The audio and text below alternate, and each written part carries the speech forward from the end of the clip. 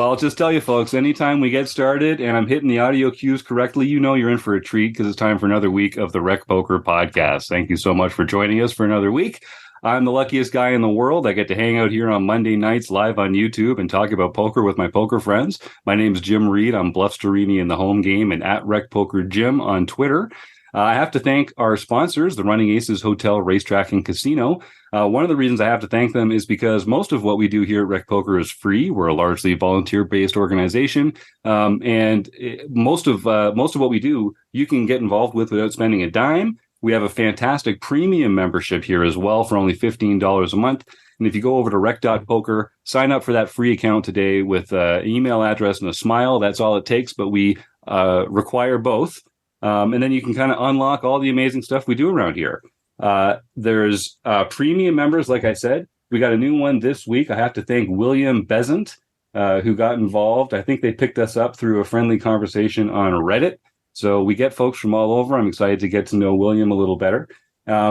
And the only other people that you really have to know about are the members of the RECing Crew. You get used to hearing my voice on the show on Monday nights, but I'm just one of the people on the leadership panel here, the folks that make it all happen. Everyone here is a RECing Crew member, and if you want to find out more about me or the rest of the RECing Crew, you can go to rec.poker/crew, but just listen up because you're going to meet a few of them right here as well.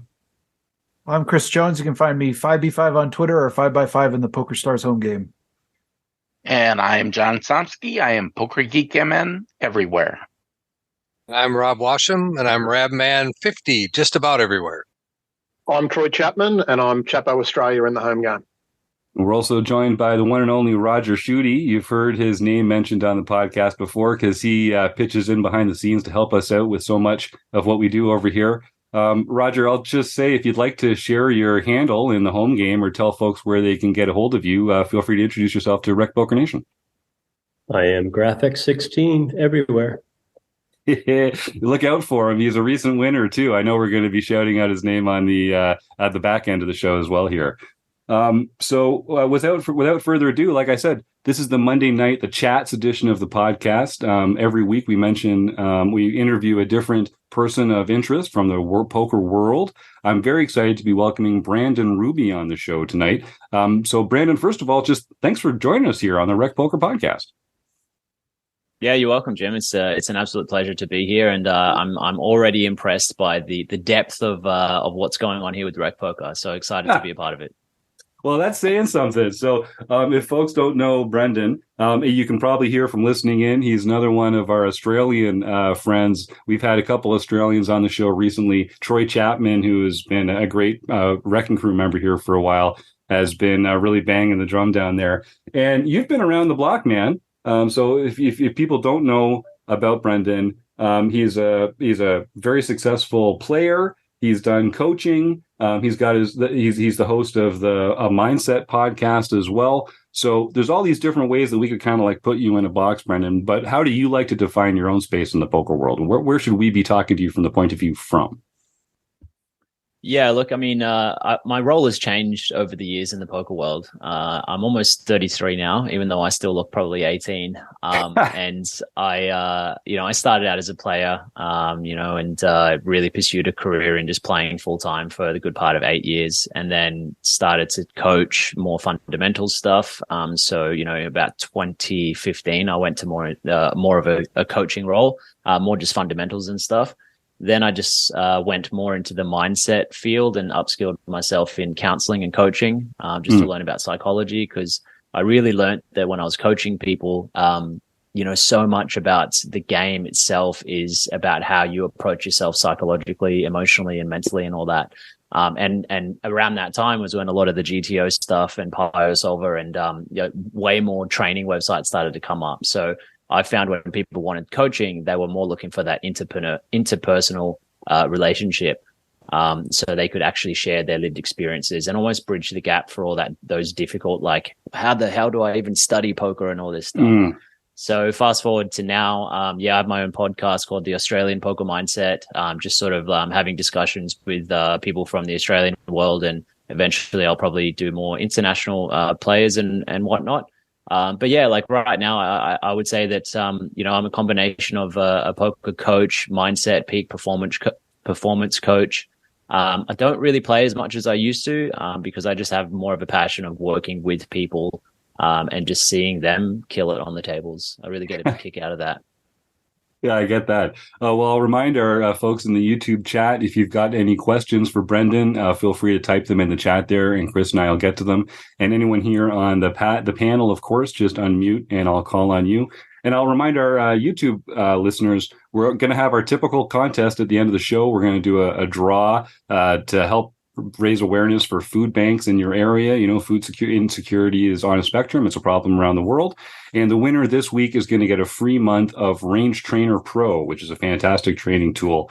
More on the GTO side of the stuff. So then leaving that behind us, folks, stick around for that at the end and enter your questions in the chat box now.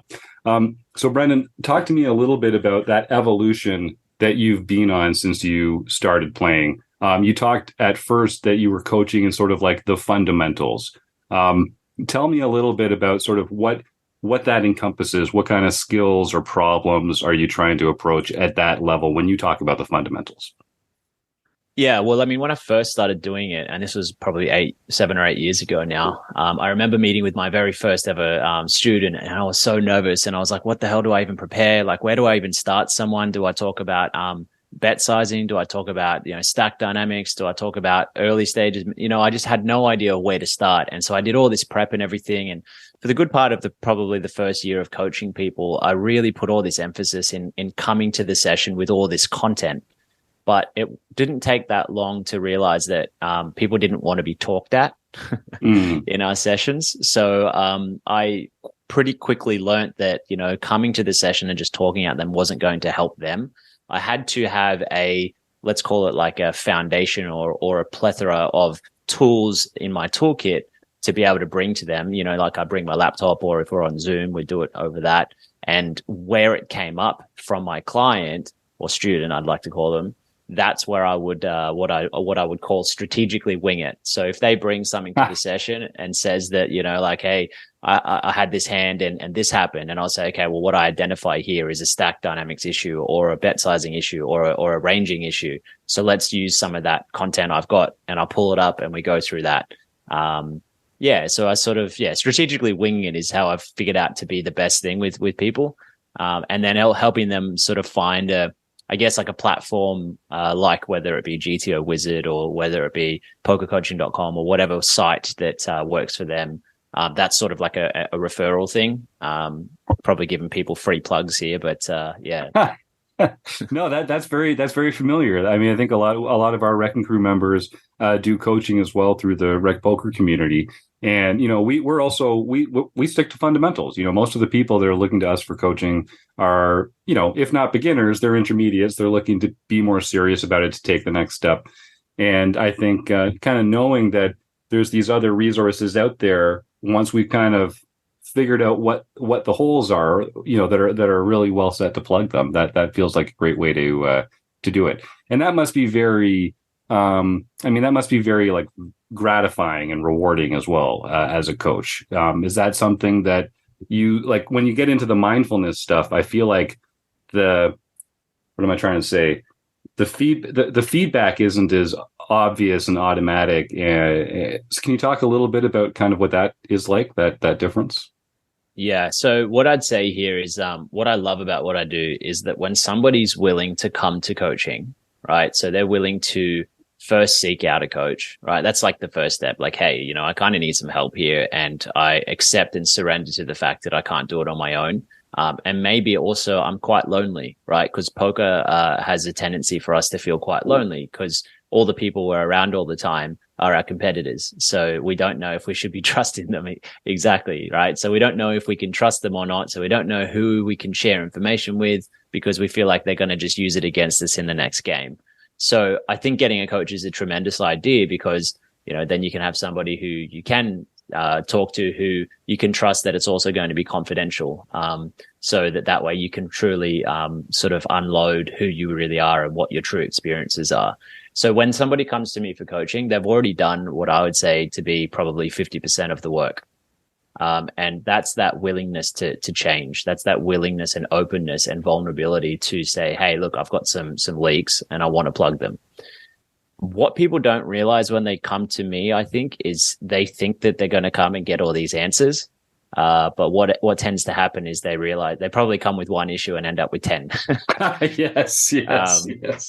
And I don't give them an issue that doesn't also have a pathway to the solution, right? And when I say pathway, I mean that people have to find their way on their own, right? Like it's not for me to say who someone's where someone's true leaks are or true character challenges are, right? It's up to them to bring them to the table. It's for me to sit here and reflect on what they're going through, empathize with them a little bit, right? And, I think they can get a true empathy through me because I did have so many years playing at such a high stake level and also for volumes that were just insane. I reckon I lost 10 years of my life probably with all the online days and all that sort of stuff. So, they can know that if they share something that was painful or whatever, I'll have similar things to share that could make them feel let's say welcome in that space. So yeah, that builds a lot of trust and a lot of rapport, which is the next phase to whether the coaching relationship is actually going to work, because they need to be able to trust me. They need to be able to know that I'm understanding all the things that they might bring to the table, right? But the confidentiality is that they can say things that they may not tell anyone else, right? They may not tell their family, they may not tell their partner, their friends or whatever. So they have this safe space to be able to explore true, deep emotions that poker triggers. Because as much as this might sound a bit like kind of cliche, we're all sort of carrying this inner child inside of us from all our childhood experiences and everything. And poker is such a perfect but dangerous scenario or platform where it triggers us. You might have everything from somebody 3-betting you too frequently to people saying things on the table, or you multi-tabling online and just, having things trigger you in all different ways. And that little inner child starts to lash out because we haven't dealt with certain things. So I need to have that relationship with my clients so they can feel safe to be able to explore that, so then we can know what to do with that. Yeah, and I like you opened this talking about people kind of making themselves vulnerable. And we use that language here on the show all the time. When people open themselves up to criticism, that's when they're first able to really make those strides. And, you can't ever get better if you only talk about things that you are good at or that you already know the answers to, right? I love that. And look, I think people also have this sort of binary view in poker or black and white thinking that there's a right or wrong way of doing things. And there's just not, there's obviously, when you look at EV and making profitable plays, like there's a range of things that are going to be more or less profitable. But again, everyone's in such a subjective experience when they're playing poker that when someone brings a hand history to me, most of what goes on in that hand history is to do with the history or the dynamics of what's going on between you and that player or you in that tournament. And so that's a subjective experience where we need to explore that for me to then be able to give adequate feedback and some sort of, direction with that. But yeah, I think it's a really powerful space that I can provide for people. And yeah, to come back to what you originally said, it is very rewarding. It's certainly very challenging at times because some people are resistant at times, thinking that they might already have all the answers or, yes. Or maybe they think I'm going to give them these black and white answers. But it's more complex than that. But the thing I'll finish on with that part is that it's just kind of exciting because it opens these pathways that get people. I find that people end up like leaving my sessions or leaving my coaching, dynamics, feeling really motivated, like excited again. It's almost like it reignites the poker in them that they kind of lost because they were losing too much or they were just not playing that well or whatever. Troy, you unmuted there. Why don't you jump in? So, hey, Brendon. So for those who don't know, I've done a bit of coaching with Brendon on a bit of an ongoing basis, and I'll waive some confidentiality stuff here. So I think when we did it, we could use a real-life example here of something that we uncovered when Brendon and I were doing the coaching, where was my relationship with money based on what I do for a living, which is financial advice. And I had real trouble either putting people in a position where they would lose money or me over risking losing money. And I think that's an example that I think Brendon might be able to talk to a little bit, where it was something very left field, because most of the people who do this, if we go past a poker machine, or a slot machine for the States, or we go past a craps table, we're usually happy to throw money at it. Yet I can't stand doing that, and yet I'm addicted to a game that's basically in gambling. So, Brendon, could you talk a little bit about that as something that was a little bit left of field that you were able to identify and what I was doing? Yeah, for sure. And look, obviously, I guess this is with your permission here. And the confidentiality thing, I always tell people, from my end, it's completely confidential, but from your end, you have full reign to tell people you're getting coaching and whatever happens in the session, right? It's because it's your session.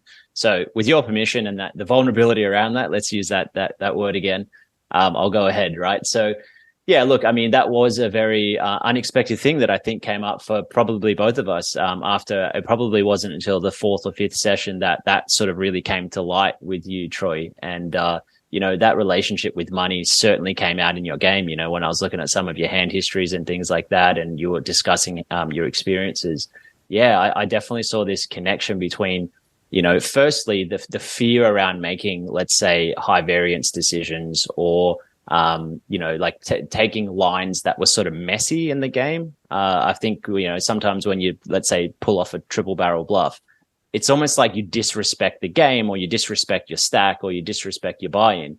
But you sort of need to have that in your game if you want to win poker in the long term because of the nature of the payouts. When you got a prize pool that 30% is up top, you have to play a style that is high variance. And if you have a relationship to money that's incredibly conservative, and also you also have this relationship with people that your job is to protect them from losing money, well, you're going to feel like certainly restricted from being able to pull the trigger to put them in a let's say, detrimental emotional space, right? And that actually segues me into another sort of thing that I think about when I talk about this, which is, when we play poker, we decide that we're all going to pay an entry fee. We're all going to get into this game and we have full reign to do whatever we want to each other.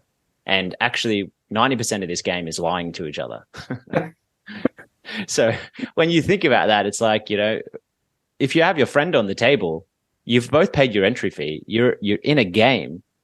I would expect my best friends, my clients, my colleagues to be lying to me in the game. If they don't, I'll be disappointed in them. But anyway, coming back to you, to you, Troy, what other things came up for you, when you kind of came up with this, or when we discovered this little bit about you? Well, it was just interesting that I wanted to protect people who had money on the table, and I was worried about the fact that the buy-ins that some of these people were playing at was above what I knew that they could afford in their real life. So I didn't want to. We worked out that I didn't really want to bust them or take their money if it was a cash game, because I knew that they couldn't afford to be playing at the stakes they were playing. And so it was an amazing thing. And then we actually went and investigated doing hypnotherapy in regards to trying to segregate, with Brendon suggested, go get the hypnotherapy and try to separate what you do at the table compared to what you do in life and work. So I went and did 3 sessions of that, and I believe it's made a pretty good difference, because now I just view it very differently. If people have paid their money and they sit at the table, that's their choice to get there. After that, well, it's my job to try to do what I need to do. So it was an interesting takeout that's not exactly poker related, but something that Brendon was able to uncover with part of that process. One of the other things I wanted to ask Brendon was, what came up a lot when we were doing our training was the differences between a higher buy-in type arrangement and the tournaments and the experience that you have with that, compared to, say, a $300 tournament, where a lot of the listeners to the podcast are going to be playing regularly in the 300, but they're not going to be playing too many in the $1,500 plus buy-in range. So how can you sort of share with everyone what some of the tips and traps and things where you can actually almost trip yourself up by playing in some of these sort of more the regular buy-ins, please? Yeah, look, and if I could expose another little thing that we had in our sessions, Troy, which might be relevant to this, you were sending me a lot of these hand histories that you were playing these micro stakes, like real baby stakes, right? In our initial set, $3 and $5 ones. Let's just be honest. Yeah, I'm giving you the room there to be honest, right?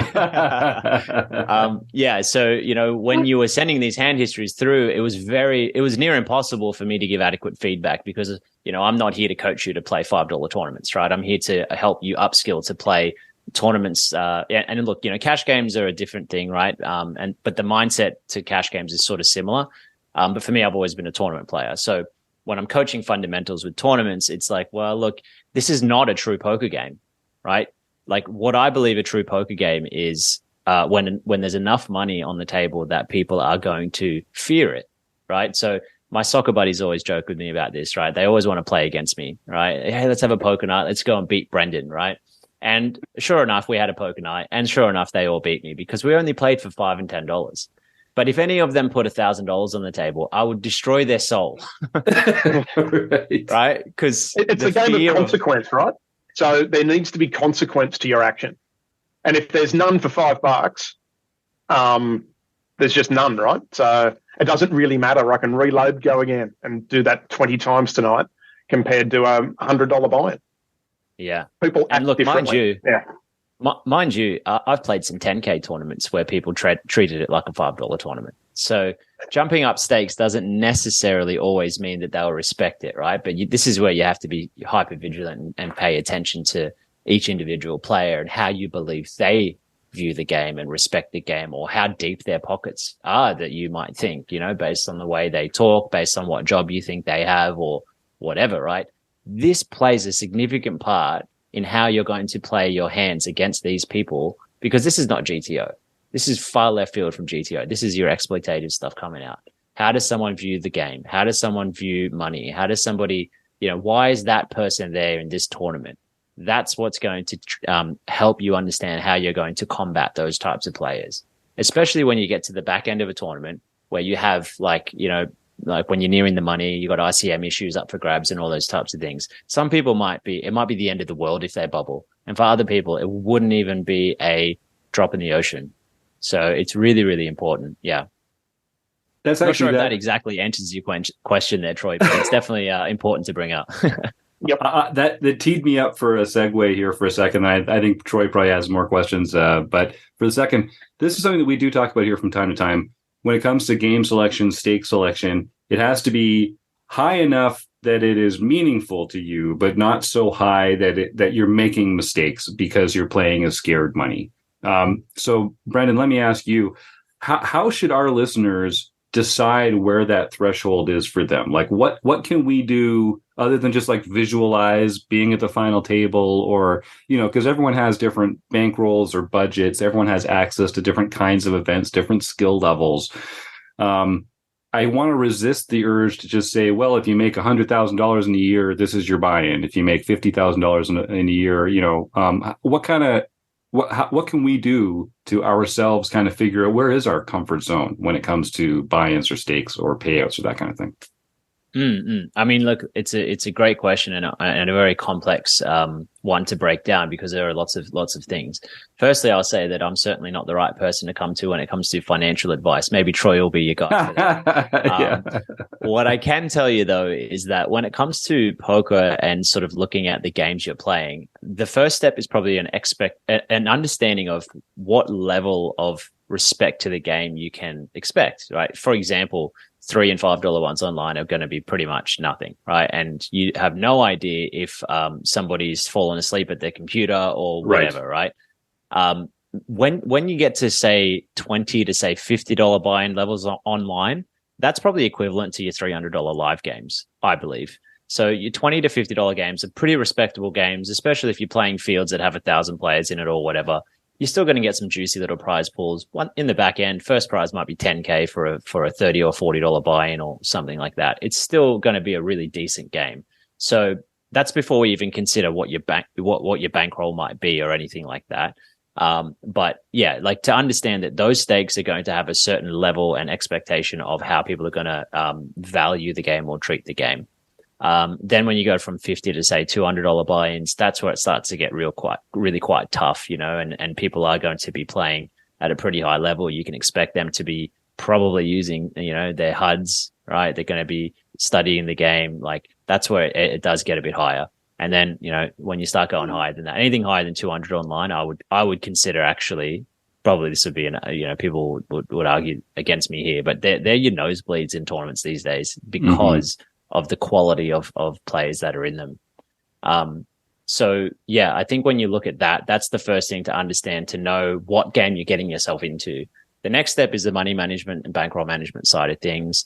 Everybody has different views with this. Some people set aside only poker money and they never touch their real life money or other business money. Some people kind of convolute the two. Again, I'm not here to give tips on that, but what I will say is that when it comes to tournament selections based on your bankroll, the best tip I would ever give is to not play a tournament that first prize is bigger than your bankroll. So what that helps for you is it helps you also choose player field. People don't often talk about player field when they think of bankroll management and tournament selection. So, for example, if you're playing $22 tournaments and you have $200 in your bankroll, obviously you got about 10 buy-ins there. You wouldn't be playing tournament sizes that have 1,000 people in it because there's so much more variance in that. But if you only are playing sit and goes, it's like, well, you only have 8 players to beat. So that's sort of an okay little bankroll to get going, right? So that's a good, like really easy calculation to figure out what variance your bankroll can handle. I really like that answer about not entering tournaments where first prize is bigger than your bankroll. I have never heard that way of thinking about it, but I can see why that would be a good strategy. I know Chris has a question, but one more for you from me before we get there. So you've played in a wide range of different stakes and different buy-ins and that kind of thing. Can you tell us a little bit about sort of like what are the strategic differences or techniques that you might employ at like a $300 live tournament versus at a $1,500 live tournament or a high roller or something like that? It's easy enough to say, oh, well, this one's full of regular recs and, we're going to, well, you tell me, I don't want to put words in your mouth. The two different levels of play, how do you adjust, or how would you tell other people to adjust? Probably the first thing to consider is that obviously the lower the buy-in, the worse the structures are going to be. That's a pretty significant one, right? They just don't have really deep structured tournaments for like lower price points, because casinos and operators just don't have the manpower for that. It costs them a lot of money to have dealers, and it costs them a lot of money to have venues to hire. And if it's a casino putting the game on, you can sure as hell hope that you can sure as hell bet that they would much rather a cash game be going on than a tournament game, right? Because of the rake they can make. So that's the first consideration of, okay, well, the buy-in, you should really be looking at the structure of the tournament first and foremost to know how to make your adjustments going into it. Obviously, if you're playing like a $1,500, multi-day tournament or something like that, then you can't win the tournament on day one. And the structure actually probably is only going to have average stack at 3 times the starting stack by the end of day one. So those are pretty simple but key starting points, I would say, with this stuff. And then I guess in terms of like the player field and how you're going to sort of navigate through that, look, it's a really tricky one to answer because I literally just had a session with one of my clients before this call, and I was saying that you sort of like, I would never give any advice on someone on the day going into a tournament. Often people say, hey, Brendon, I'm going to play this tournament. Any last words? And it's like, well, no, because you've done all the work up until this point. My last words are to focus on your mindset and your well-being so that you're fresh, so that you're calm, so that you're collected, with whatever that means for you. But I don't know who's going to be on your table. I don't know if you've got history with these players. I don't know. Like the only thing you can predict is the structure. So, it might be worth looking at and projecting yourself into the structure of the tournament, knowing whether it's going to be a turbo or a semi or a super turbo or a grind or whatever, right? Like they're the key things that you can predict. But you need to have that, what I used before, you need to have that ability to strategically wing it in your games with all the tools you've been learning, right? Yeah, I like that. That's good advice. Chris Jones. Yeah, Brendon, I kind of wanted to shift gears a little. I mean, since you have a podcast on mindset, I think when I talk to other players, particularly less experienced, sort of recreational or amateur players, I hear a lot of different takes about what even mindset is. For some, it's sort of the idea of, well, I exercised and I meditated and I slept well the night before the tournament, so my mindset's good. For others, it's sort of like this idea of like, well, I just have to manage tilt in all its forms. I've got to manage how I approach variance and how the game comes at me, and then I'll be fine. For others, it's sort of like I have to be able to manage the people around me and sort of understand like those dynamics. And maybe if somebody's being rude to the dealer, just kind of play my game and not get involved in that kind of stuff. I'm kind of curious, maybe it's all of those things. Maybe that's what in sort of your definition and sort of mindset, but I'm kind of curious about like, how do you define, mindset for a poker player? And then what are some of the best things for people to focus on if they're wanting to improve that part of their approach or their game? This is probably one of my favorite topics to explore, Chris. Like, what a great thing to bring to the table. Like, what I think about poker, right? This is how I view poker. Poker is the perfect game that depicts life, right? You have so many similarities, and this is why it's such an attractive space to stay in for so long. I think Troy mentioned being addicted to this thing. It's like, well, of course it's addictive. It depicts life in one of the most exciting ways possible, right? We have variance, we have skill, we have psychology, we have emotions, we have, this roller coaster, which is variance, I suppose. And it maps it all out in this field that's kind of fun and attractive for all those reasons. And then the key thing here is when you win, you're getting rewarded by money. And also, which is more rewarding to most people, I've found, which is a surprising discovery for me over the years. What's more rewarding for people is the social recognition. So that's the difference between what Stephen Kotler, who wrote The Art of the Impossible, called intrinsic and extrinsic motivators. So it'd be helpful for people to know what their intrinsic and extrinsic motivators are. So an intrinsic motivator might be, well, this feeling inside of me that I need to be recognized for my skill. I need to be recognized for my abilities. I need to be recognized by, it might even be, actually often it's as close as, I need to be seen and loved by my dad, my mum, my siblings, whoever raised you. And I know, this may be completely new to some of your listeners, but this may be heard 1,000 times. But that is what we carry at our core. These are our core beliefs. Maybe I'm invisible to my parents. I'm invisible to my family, my siblings, my community. And I need them to see how cool I am. I need them to see how fucking awesome. Sorry, I probably just. No, that's all right. No, you're not the first. Yeah. So it's like, I need them to see how amazing I am. Right. So it's something to do with self-esteem. It's something to do with self-worth. It's something to do with confidence and all those things. And again, people don't get attracted to poker thinking this, but this is exactly what's going on. And Chris, you just mentioned all these things that could happen on the table that, or in the game, that happen to us, but that they're the triggers, right? The triggers of sitting down and playing and having these experiences happen that make you go on tilt or make you make decisions that are irrational. Because, now we're tapping into like a biochemistry thing, right? So as soon as you get triggered emotionally, that's going to override any rational brain. So that's why I'm so passionate about the mindset side of things, because the way I see mindset is, well, we need to have two things, right? We need to have a relationship and an understanding of who that inner child is inside of us, right? The second thing is we need to have a really, really deep, big toolkit of practical things we can use off the table and on the table to be able to manage that inner child that we have that relationship with. So I can give you a little example just of what I've been doing in the last month. So I took myself to this 3-week trauma-related center where they treat childhood traumas. And I've been meaning to do this for a long, long time, but it's a very intense program. So finding the time and whatnot to be able to go and do it was quite hard. But I found it. I got myself there. Handed in my phone for 3 weeks. They didn't give me sugar. They didn't give me caffeine. There was I couldn't even take a novel, right? So it was only self-help books, right? every day we had 6 or 7 hours of different forms of therapy, group therapy, workshops and all these types of things, right?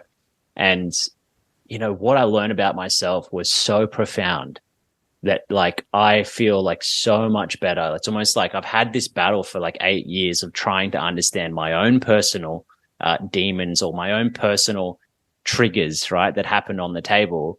And, I've gotten some of the way over the years, but now it's almost like, well, I've done the most intense form of going to the bottom of the elevator inside of my psyche and finding who's in the basement and what's going on there. Because that little guy in there is usually a little boy or a little girl, right? Like those childhood experiences are getting re-triggered in poker. And it's very, very helpful to know what's going on there so that you can know what to do with it. Does that answer your question there, Chris?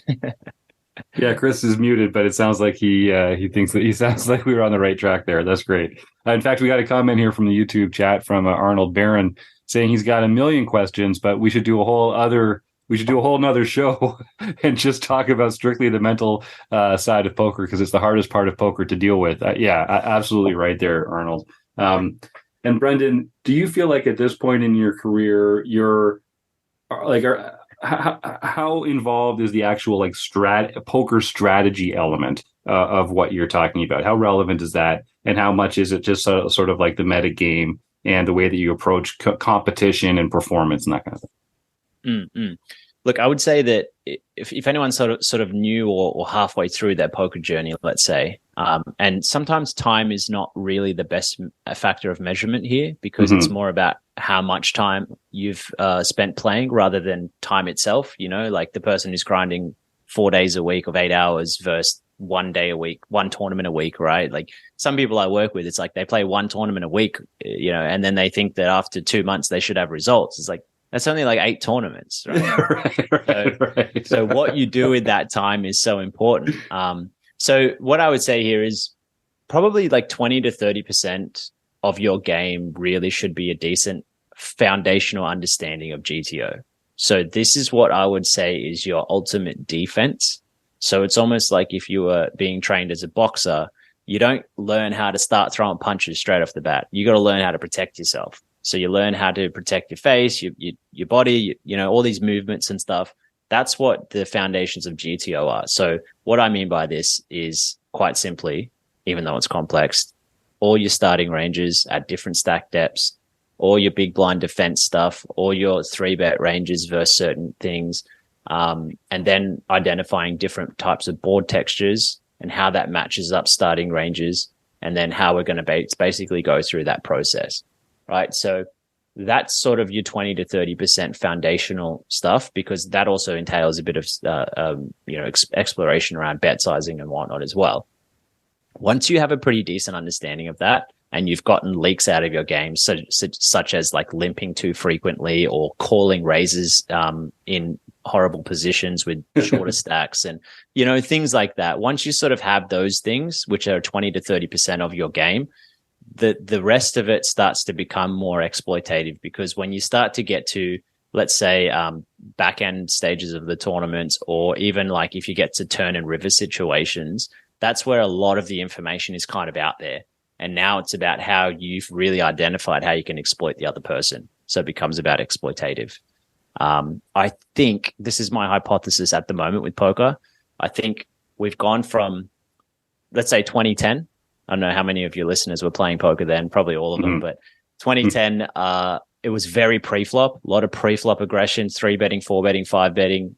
Like I remember games where I was putting in 5 and 6 bets with like, king 7 and stuff, It's a monster. Then it went very post-flop, because people were realizing how much variance was in this pre-flop game and how spewy it kind of was for our bankrolls. Around 2014, 2015 was when all the GTO solvers and stuff started to really come into play. And then that's what the game's been kind of focused around. But I think we're doing a full lap, and I think we're getting back to exploitative play. It's back to small ball, back to exploitative play. People are checking back flops a lot. People are betting like 10% pot as a C bet, and things like that. So I think it's good news actually for poker, because it comes back to the exciting person versus person experience rather than robot versus robot. Yeah, and we all the great players talk about poker as a game of adjustments, adjusting to the play at the table. If they're doing X, you do Y. And so that's one of the things I love about the game is even if we solve it, it's still going to be a different set of people around the table every time. Variance matters. I love seeing all these people that are just like randomizing every decision. It's like, well, come on, man, come back to us. If you're randomizing every decision, how much strategy can even go into it? So we talked. Sorry to interrupt you there, Jim. No, but please, often please. you get a lot of people who come to poker from other games, right? So they've come from backgammon, or they've come from chess, or they've come from bridge, or something like that. And I don't know a whole lot about those other games, but from what I've heard, those games kind of get to a point where you kind of hit a roadblock where you just you've done all you can, and it's just about being in the best headspace.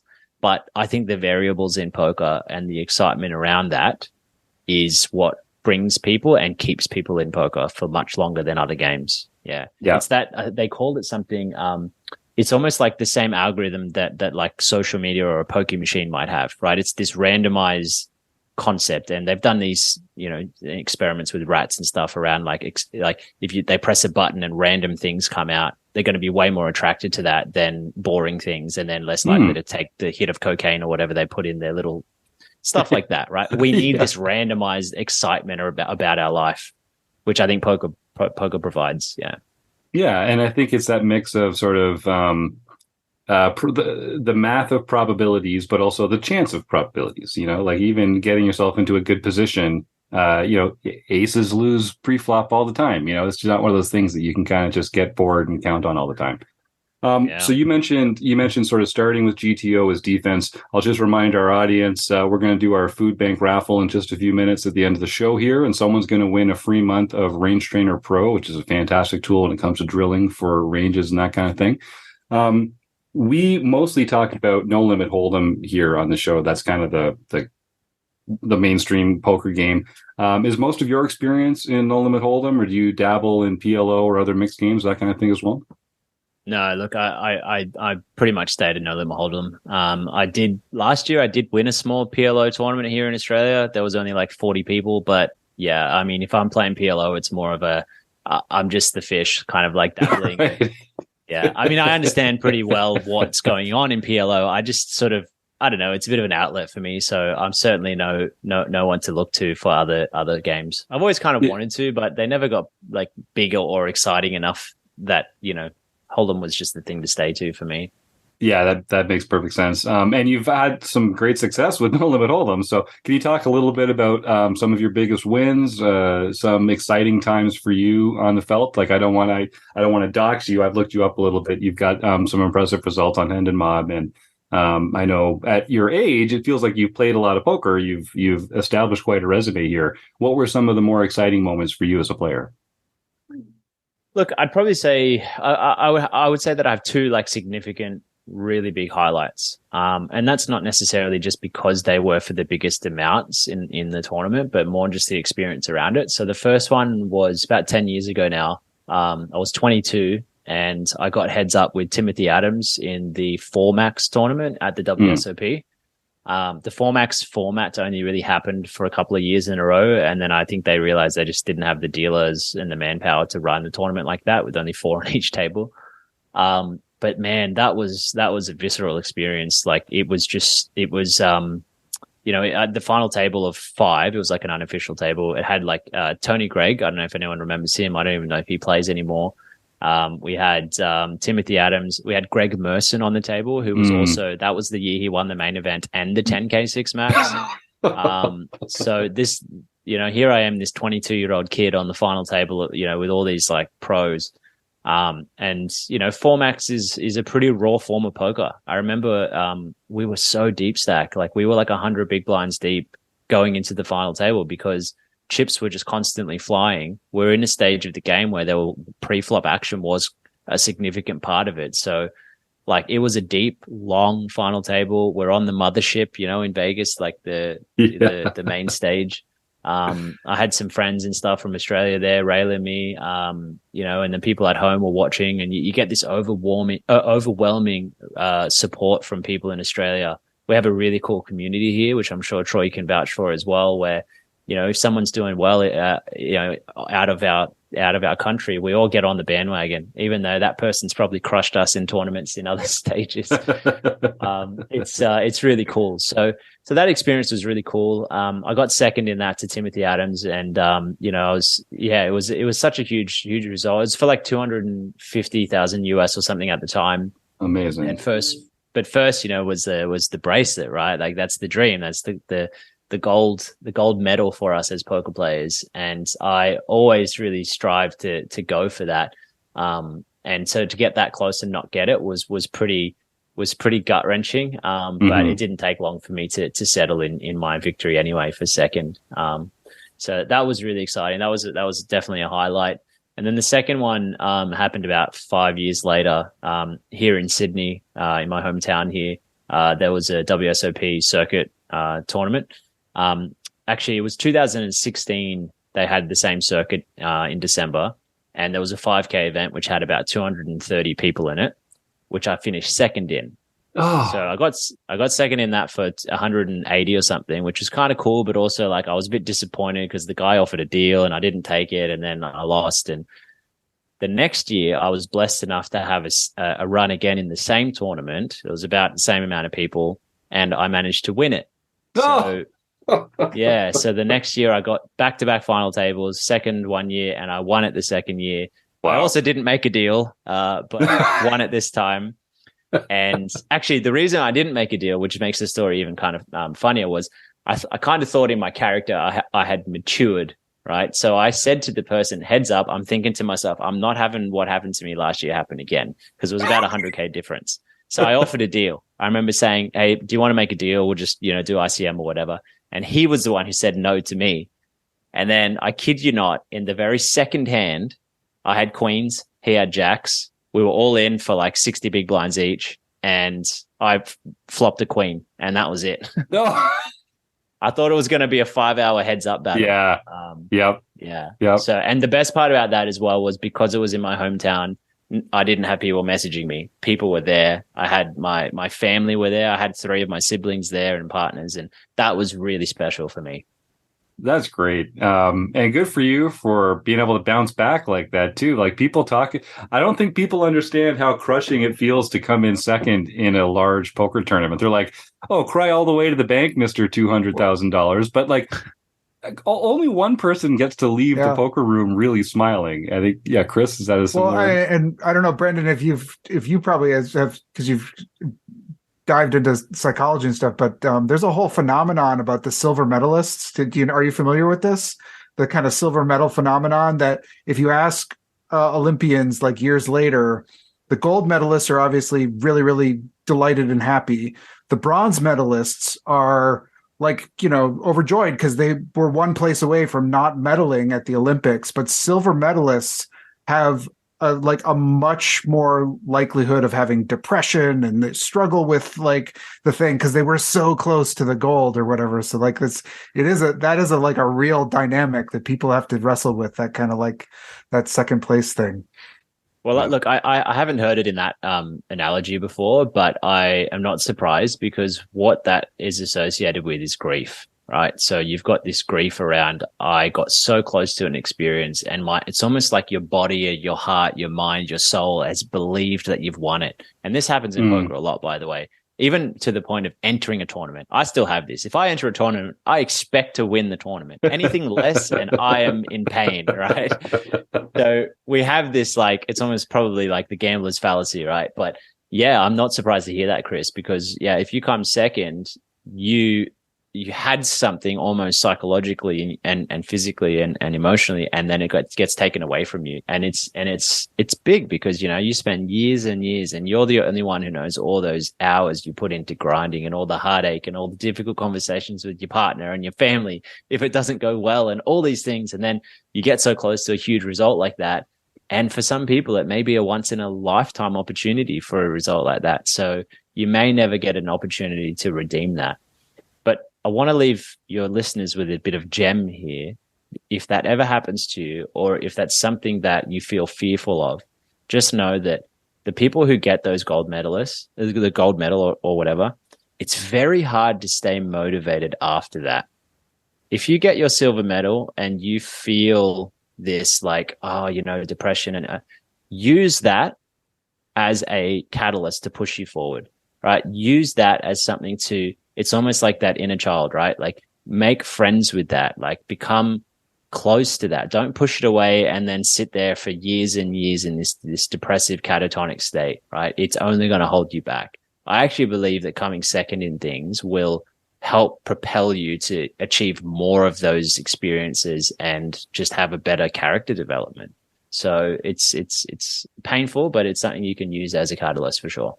Yeah, I like that. Well, in the game of poker, just like in the game of life, we're always trying to ascend. We haven't passed the finish line yet, so there's always an opportunity to be better and to do better. And we've always got that to look forward to. Well, Brendon, this has been a wonderful conversation. I know I've picked up some gems here. Why don't you tell folks, just don't be shy. Tell folks where can they sign up to work with you? Where can they learn more about you? How can they subscribe to the podcast? I think some of our listeners are going to want to get more Brendon Rubie in their lives. So let's make it real easy for them. Yeah, cool. Look, I mean, I love that you say more Brendon Rubie. What I like to view as myself as more of a channel to what they can get more out of themselves. So to be like, if you subscribe to me, you're actually subscribing to you, right? And I'm just a portal to help you, guide you on your own journey. So you can go to my website or email address. So it's brendonrubie.com, BrendonRubie. And that's my Gmail address as well. So brendonrubie@gmail.com. I mean, it's pretty easy to find me on social media as well. So you can just go to Facebook or Instagram and just search my name. Just Google me. I feel like people know how to find people these days. It's true. And make sure everyone checks out Australian Poker Mindset podcast as well. Yep. And we'll put the links to, we'll put all those links in the show notes here. So if you're listening at home, if you're listening at home, why aren't you enjoying this podcast recording live on YouTube every Monday night? Come on, type your questions in the chat for our guest, win a prize.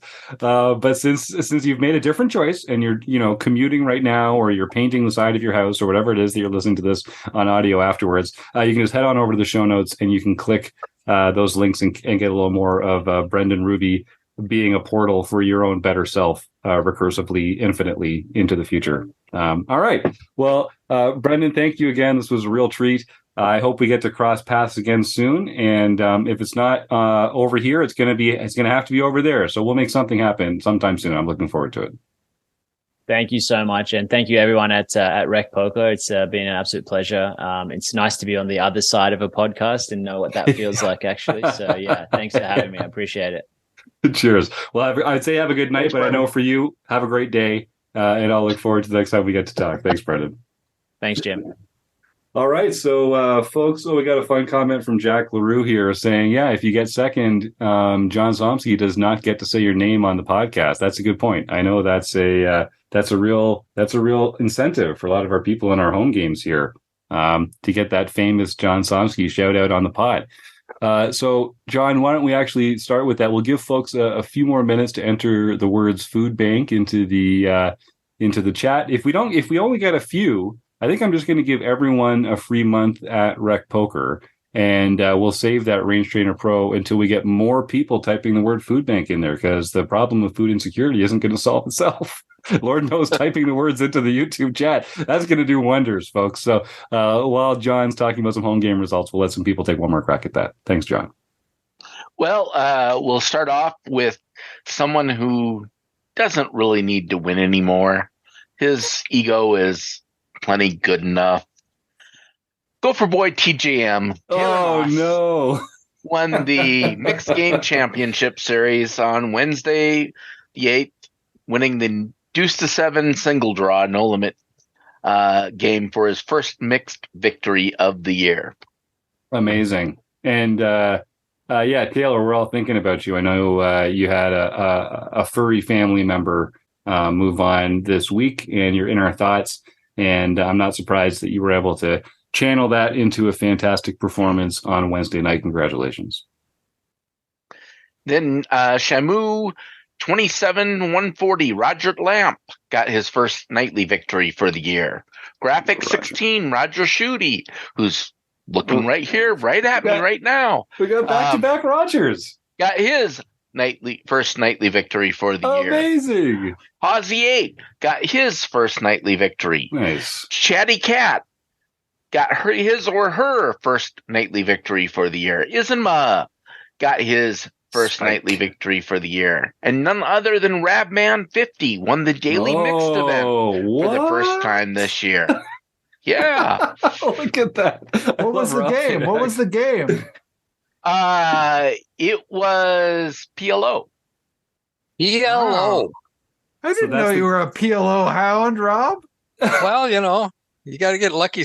Even a blind squirrel will find an acorn every now and then. Oh, that's not true, Rob. You've told me that PLO is one of your most commonly played games online. Yep, it is. Besides No Limit Hold'em, it's PLO. I don't play any of these other crazy games, but I do play a lot of PLO. That's awesome. Then we have Keck Geek. That's Keck Geek Senior. Got his first international victory for the year. And Michael Babker, got his first international victory for the year. And E. Anderson 85, Eric Anderson, won the LPP event. So he can contact Jim at rec.poker for his free month at Learn Pro Poker. Beautiful. Well, yeah, don't be a stranger. There's a lot of great stuff happening up over there. How cool is that? So a lot of friendly faces winning the home game series recently. That's great. And if folks, please, John.